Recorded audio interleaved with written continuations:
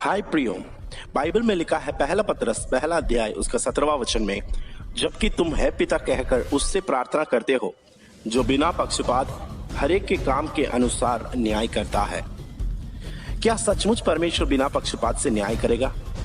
आज मैं आप लोगों के सामने 2004 में घटित एक बड़ी ऐसी घटना जो एक प्राकृतिक आपदा है, एक ऐसी बड़ी नेचुरल डिजास्टर है जिसका नाम है सुनामी, उसके बारे में मैं आप लोगों के सामने बताना चाहता हूं, जिस विषय में बच्चे से बड़ों तक जानते हैं और उस नेचुरल डिजास्टर का गंभीरता को सबको ही समझता है। 21वां सदी में सबसे ज्यादा जानलेवा का कारण बना हुआ एक प्राकृतिक आपदा है सुनामी, जिसकी शुरुआत इंडोनेशिया का सुमात्रा टापू से शुरू हुआ था और भारत में और श्रीलंका में ऐसी कई कई जगहों में इसका असर भारी पड़ गया था। क्या सुनामी सिर्फ एक ऐसी प्राकृतिक आपदा है जो हर रोज मानव जाति में जो घटने वाली छोटी मोटी प्राकृतिक आपदा के समान नहीं है?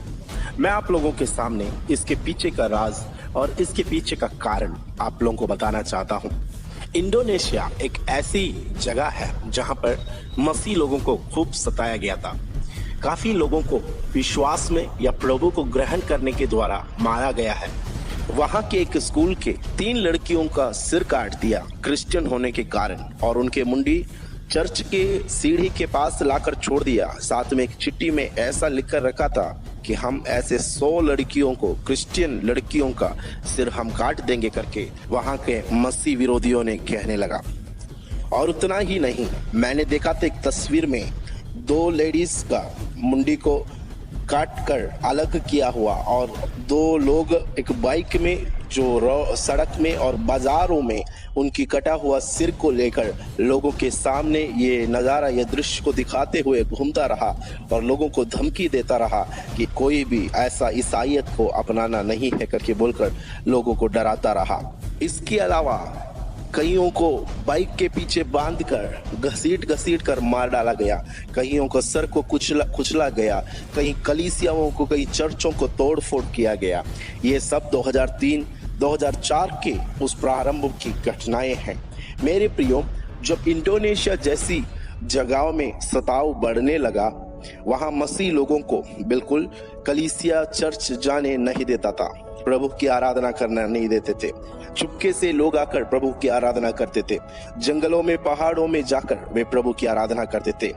ऐसा एक अवसर 2004 के समय 2004 दिसंबर महीने जब आया, वहां के क्रिश्चियन लोग, मसीह लोग सब डर के मारे, धमकी के चलते सब कोई पहाड़ के ऊपर जाकर, एक ऐसी जंगल में जाकर वे क्रिसमस मनाने के लिए और उस दिन की प्रार्थना सभा के लिए वे सब ऐसी पहाड़ के ऊपर चले।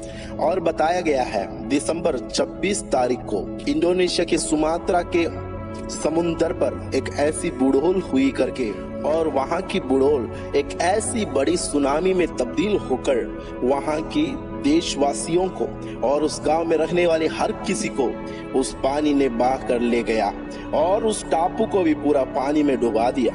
आप लोग शायद टीवी में और कई जगहों में इस सारी दृश्यों को आप देखा होगा। सुनामी के द्वारा पूरे जगह सत्यानाश हो गया। क्या सचमुच में इसके पीछे परमेश्वर का हाथ है? मैं कहना चाहता हूँ, हाँ, परमेश्वर सामर्थी है। यदि कोई अपने संतानों को मारते हैं, यदि कोई अपने संतानों को सताते हैं, तो परमेश्वर चुपचाप नहीं रहने वाला है।